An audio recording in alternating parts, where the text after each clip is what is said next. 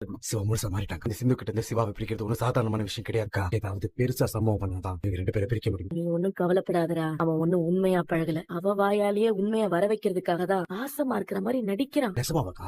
என்னடா அவ நடிச்சால, அதனாலதான் இவனும் அவகிட்ட மாமா வாங்க மாமா, இந்தாங்க திருநூறு எடுத்துக்கோங்க மாமா. கடவுள் உனக்கு ஒரு குறைய வைக்க மாட்டாரு. இனிமே ஸ்னேகா உன் வாழ்க்கையில குறுக்க வரவே மாட்டாமா. பஞ்சாயத்துல நாங்க என்ன தீர்ப்பு எதிர்பார்த்தோமோ அதேதான் கிடைச்சது. உன் மேல உன் அப்பா, அம்மா, ஏன் அன்னபூர்ணி அண்ணி அவங்க எல்லாரும் வச்சிருந்த நம்பிக்கையை விட நான் அதிகமா வச்சிருந்தேன் உன் மேல. உண்மையாவே நீ பெரிய ஆளுதாண்டி. இந்த வீட்டுல உள்ளவங்க எல்லாரையும் நம்ப வச்சுட்டல. ஆனா உன் மனசாட்சிக்கு தெரியும்ல எவ்வளவு பெரிய ஃப்ராடு.